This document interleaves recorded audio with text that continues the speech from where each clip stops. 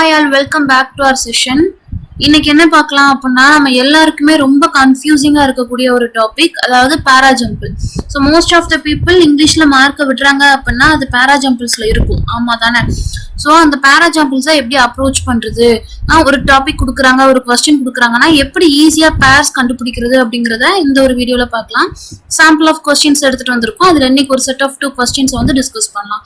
So first set பாருங்க, இந்த மாதிரி கொடுத்துருக்காங்க. மொத்தம் எத்தனை இருக்குன்னா A to E வரைக்கும் இருக்கு. அப்போ 5 blanks இருக்குதா?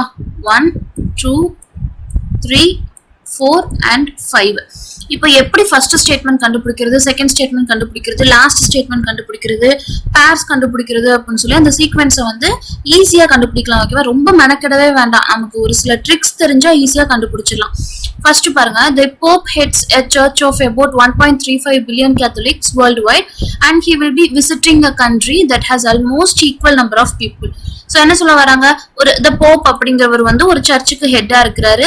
அவர் என்ன பண்றாரு, இத்தனை பில்லியன் கேத்தலிக்ஸை வந்து என்ன பண்றாரு, அந்த சர்ச்சோட ஹெட்டா இவர் இருக்கிறாரு. வேர்ல்டு வைடா கம்பேர் பண்றப்போ அவர் இல்லாம அவர் அதை மட்டும் இல்லாம என்ன பண்றாரு, ஒரு கண்ட்ரியை விசிட் பண்றாரு அப்படின்னு சொல்லி இருக்காங்க. ஓகே, அடுத்து பாருங்க, the Indian Catholics are represented by 3 main cultural units or rites, the Latin அப்படின்னு சொல்லி இந்தியன் கேத்தலிக்ஸை பத்தி பேசியிருக்கிறாங்க. சரி, ஓகே. அடுத்து பாருங்க, I feel the Pope's journey to India will be momentous. அதாவது நான் என்ன நினைக்கிறேன்னா, போப் வந்து இந்தியாவுக்கு வர்றது அப்படின்னு சொல்லியிருக்காங்க. அப்போ இந்த ஸ்டேட்மெண்ட் கண்டிப்பா எனக்கு ஃபர்ஸ்ட் ஸ்டேட்மெண்டா வராது. எதனால? போப்ஸ் ஜேர்னி டு இந்தியா அப்படிங்கிறப்போ அதுக்கு முன்னாடியே அதை பத்தி பேசி இருந்திருக்கணும். அதுக்கப்புறம் தான் இந்த ஜேர்னி இப்படி எல்லாம் இருக்க போகுது அப்படிங்கிற எக்ஸ்பீரியன்ஸ் அவங்க சொல்லியிருக்கணும். அப்ப சி ஸ்டேட்மெண்ட்டுக்கு முன்னாடி கண்டிப்பா ஏதோ ஒரு ஸ்டேட்மெண்ட் அவரோட ஜேர்னியை பத்தி எனக்கு கண்டிப்பா பேசியிருந்திருக்கணும். அது மேபி எதுவா இருக்கலாம், இந்த ஏ ஸ்டேட்மெண்டா கூட இருந்திருந்திருக்கலாம். எதனால? he will be visiting a country அப்படின்னு சொல்லி கொடுத்துருக்காங்க. Okay, done. அடுத்து பாருங்க, அடுத்த ஸ்டேட்மெண்ட் என்னன்னு சொல்லி பார்க்கலாம். அடுத்து பாருங்க, however அப்படின்னு சொல்றாங்க. howeverனு சொல்லி ஒரு ஸ்டேட்மெண்ட் ஸ்டார்ட் ஆகவே ஆகாது. அடுத்து பாருங்க, Pope Francis is expected to visit India soon அப்படின்னு சொல்லியிருக்காங்க. அப்போ போப் பிரான்சிஸ் அப்படிங்கிறவர் என்ன பண்றாரு, இந்தியாவை விசிட் பண்ண போறாரு அப்படிங்கறத இ ஸ்டேட்மெண்ட்ல சொல்லியிருக்காங்க. சரி, ஓகே. அப்போ கண்டிப்பா பி ஸ்டேட்மெண்ட் ஃபர்ஸ்ட் வராது, சி ஸ்டேட்மெண்ட் வராது, டி ஸ்டேட்மெண்ட்டும் வராதுன்றது நமக்கு தெரிஞ்சிருச்சு. அப்ப எய்தர் ஈயா இருக்கணும் அண்ட் இல்ல அப்படின்னா ஏவா இருக்கணும். ஈல என்ன சொல்றாங்க, இந்தியாவுக்கு வர்றாங்க அப்படின்னு சொல்றாங்க. ஏல என்ன சொல்றாங்க, இந்த விசிட்டிங் ஏ கண்ட்ரி. அந்த விசிட்டிங் ஏ கண்ட்ரி, அந்த கண்ட்ரி என்ன அப்படிங்கறத எங்கதான் எக்ஸ்பிளைன் பண்ணிருக்காங்க, எனக்கு ஈல தான் எக்ஸ்பிளைன் பண்ணிருக்காங்க. அப்ப எனக்கு இ ஃபர்ஸ்ட் வரும். இ ஃபர்ஸ்ட் வந்துச்சு அப்படின்னா அதை ஃபாலோ பண்ணி கண்டிப்பா என்னதான் வரணும், இந்த ஏ தான் வரணும். எதனால ஏ வரணும், இந்த கண்ட்ரி, அந்த போப்புன்றவர் யாரு அப்படிங்கறத எனக்கு ஏல தான் சொல்லியிருக்காங்க. அப்ப ஈய ஃபாலோ பண்ணி கண்டிப்பா ஏ தான் வரணும். எதனாலன்னு புரிஞ்சுச்சா? ஈல தான் இந்தியாவுக்கு வாராரு அப்படிங்கிற மாதிரி சொல்றாங்க. அந்த போப் பிரான்சிஸ் வந்து யாரு அப்படிங்கறத எனக்கு ஏல எக்ஸ்பிளைன் பண்றாங்க. சோ ஈயோட கண்டினியூஷன் கண்டிப்பா ஏ. அகைன் ஏ ஃபாலோ பண்ணி என்ன வந்திருக்கணும், ஃபார் ஷுர் சி தான் வந்திருக்கணும். எதனால? அந்த போப்போட ஜேர்னி டு இந்தியா. இந்த ஃபர்ஸ்ட் 2 ஸ்டேட்மெண்ட்டுமே அவர் இந்தியாவுக்கு வரதை பத்தி தான் பேசுது. அப்ப அதோடைய கண்டினியூஷன் எனக்கு சி தான். அப்ப இஏசி அப்படின்னு சொல்லி ஃபார் ஷுர் நான் என்ன பண்ணிட்டேன் அப்படின்னா ரொம்ப ஈஸியா என்னோட பேரை நான் கண்டுபிடிச்சிட்டேன். அடுத்து வந்து பாருங்க, பி வரணுமா டி வரணுமா, எல்லாத்தையும் சொல்லி முடிச்சதுக்கு அப்புறம் தான் ஆனாலும் இருந்த போதிலும் அப்படின்னு சொல்லி however அப்படிங்கிற வார்த்தையை சொல்லணும்.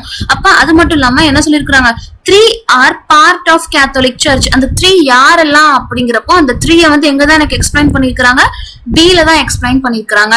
சோ பிக்கு அப்புறம் தான் என்ன வரணும், ஃபார் ஷுர் டி வரணும். however அப்படின்னு சொல்லி வந்துச்சுன்னா அது லாஸ்டா தான் எனக்கு வரணும். அப்ப பிக்கு அப்புறம் தான் எனக்கு டி வரணும். முடிஞ்சுச்சா?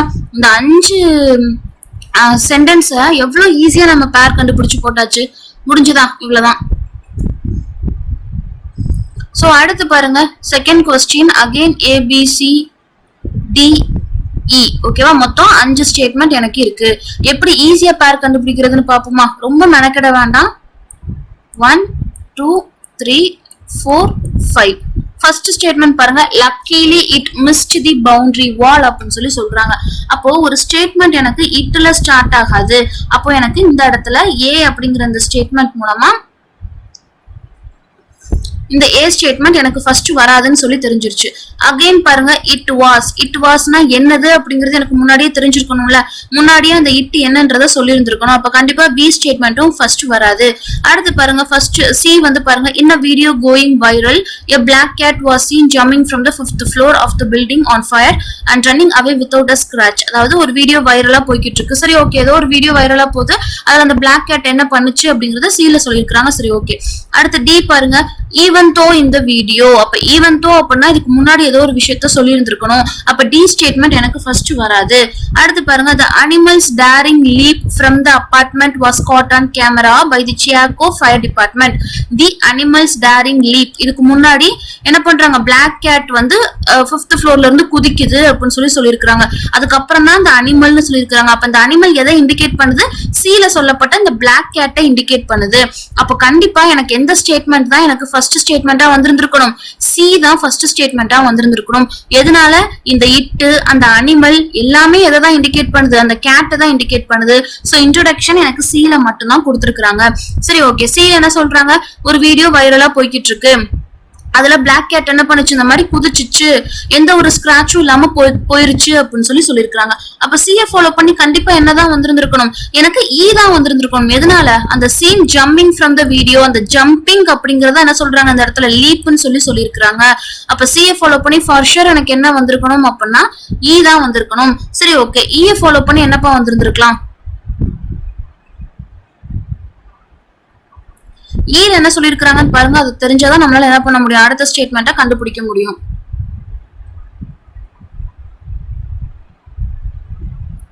ஈல வந்து the animals daring leap from the apartment was caught on camera by the Chicago fire department who were recording the exterior of the building as firefighters were extinguishing the blast inside. So animal என்ன பண்ணுது அப்படின்னா பயங்கர ரொம்ப தைரியமா குதிச்சிச்சு. அது வந்து யாரு, இந்த பர்டிகுலர் டிபார்ட்மெண்ட் வந்து கேமரால ரெக்கார்ட் பண்ணிட்டாங்க. எப்போ அவங்க எல்லாம் என்ன பண்ணாங்க, பில்டிங்கோட எக்ஸ்டீரியரை வந்து ரெக்கார்ட் பண்ணிக்கிட்டு இருந்தப்ப இந்த ஒரு இன்சிடென்ட் வந்து இவங்களுக்கு விழுந்துருச்சு, கண்ணுல பட்டுருச்சு அப்படிங்கிற மாதிரி சொல்லியிருக்காங்க. சரி ஓகே. சோ அடுத்து என்ன வந்திருந்திருக்கணும், இவங்க இந்த இடத்துல எதை பத்தி பேசுறாங்க, அந்த ரெக்கார்ட் பில்டிங் அப்படின்னு சொல்லி பேசுறாங்க. அப்ப இதோடைய கண்டினியூஷன் எனக்கு எங்க இருக்கு, அகைன் இங்க பீல பாருங்க, a broken window suddenly through a billowing smoke அப்படின்னு சொல்லி என்ன சொல்றாங்க அப்படின்னா இந்த பி பார்ட்ல என்ன சொல்லியிருக்காங்க, அந்த ஈயோட கண்டினியூஷன் சொல்லியிருக்காங்க. எதனால, இவங்க வெளியே இருந்து என்ன பண்ணாங்க அப்படின்னா அந்த பில்டிங்கை வந்து ரெக்கார்ட் பண்ணிக்கிட்டு இருந்தாங்க. உள்ள ஃபயர் ஃபைட்டர்ஸ் வந்து என்ன பண்ணிக்கிட்டு இருந்தாங்க, எக்ஸ்டிங்யூசிங் வேலையை வந்து பாத்துட்டு இருந்தாங்க. இது பாத்துட்டு இருக்கிறப்ப என்னாச்சு, சடனா ஒரு அனிமல் வந்து அந்த இடத்துல, அந்த கேட் வந்து என்னாச்சு, அப்பியர் ஆச்சு அந்த ஸ்மோக்குக்கு நடுவுல அப்படின்னு சொல்லியிருக்காங்க. அப்ப இஏ ஃபாலோ பண்ணி கண்டிப்பா என்ன வரணும், எனக்கு பி தான் வரணும். பிஏ ஃபாலோ பண்ணி என்னப்பா வந்திருந்திருக்கணும், பிஏ ஃபாலோ பண்ணி பாருங்க. பில என்ன சொல்லிருக்காங்க, சடனா இந்த மாதிரி ஒரு ஸ்மோக்குள்ள இருந்து ஒரு புரோக்கன் விண்டோல இருந்து என்ன ஆச்சு, ஒரு கேட் வந்து அப்பியர் ஆச்சு.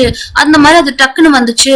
பட் லக்கிலி அது என்ன ஆயிடுச்சு, பவுண்டரி வால மிஸ் பண்ணி அது எப்படி போச்சு அப்படிங்கறத எனக்கு ஏல சொல்லியிருக்காங்க. அப்ப பிஏ ஃபாலோ பண்ணி ஃபார் ஷூர் எனக்கு ஏ தான் வரணும். அதுக்கப்புறம் லாஸ்ட் ஸ்டேட்மெண்ட் என்னோட டி ஸ்டேட்மெண்ட். எதனால, டி ஸ்டேட்மெண்ட் அந்த வீடியோல வந்து பாக்குறதுக்கு பயமா இருந்தாலும் கூட அது என்னாச்சு, எந்த ஒரு பாதரும் பண்ணாம அது பாட்டுக்கு போயிருச்சு அப்படின்னு சொல்லியிருக்காங்க.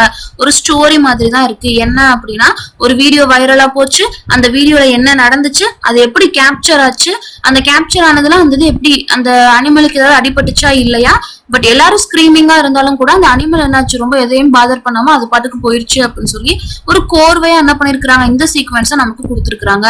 சோ இன்னைக்கு என்ன பண்ணிருக்கிறோம் அப்படின்னா, பேரா ஜம்பிள்ஸ்ல ஒரு 2 செட் பார்த்திருக்கோம். ரெண்டுமே நமக்கு ஸ்டோரி பேஸ்டா தான். Second one purely story paste, ஒரு இன்சிடென்ட் அப்படியே ஸ்டோரியா கொடுத்துருக்காங்க. ஃபர்ஸ்ட் ஸ்டேட்மெண்ட் ரொம்ப ஈஸியா நம்ம மெனக்கிடாம என்ன பண்ணலாம், ஈஸியா நம்ம ஆன்சர் கண்டுபிடிச்சிடலாம். சோ இந்த 2 செட்டு நம்ம எப்படி சால்வ் பண்ணோமோ இதே மாதிரிதான் கஷ்டமான செட்டு கொடுத்தாலும் நம்ம சால்வ் பண்ணணும். அது எப்படின்றத அப்கமிங் சீரீஸ்ல என்ன பண்ணலாம் அப்படின்னா, அந்த பேராஜம்பிளுக்கு தனி சீரீஸாவே நம்ம கொண்டு போலாம். ஃபர்ஸ்ட் பேராஜம்பிள் நீங்க சால்வ் பண்றீங்க அப்படின்னா உங்க மைண்ட்ல வரக்கூடிய ஒரு விஷயம், எந்த ஸ்டேட்மெண்ட் எனக்கு ஃபர்ஸ்ட் வர்றதுக்கு சான்ஸ் இருக்கு. ஃபர்ஸ்ட் ஸ்டேட்மெண்ட்டை கண்டுபிடிச்சிட்டோம் அப்படின்னா அதுல இருக்கக்கூடிய வார்த்தைகளை வச்சு என்ன செஞ்சிடலாம் அப்படின்னா அடுத்தடுத்த சீக்வன்ஸை நம்ம கண்டுபிடிச்சிடலாம். சோ பேராஜம்ப்ல ஒரு லூசிங் ஏரியாவை பார்க்காம என்ன பண்ணுவோம் அப்படின்னா ஒரு ஸ்கோரிங் ஏரியாவை பார்த்தோம்னா நம்மளால என்ன பண்ண முடியும், ஒரு 5 to 6 மார்க் வரைக்கும் ஃபார் ஷுர் நம்மளால கண்டுபிடிக்க முடியும்.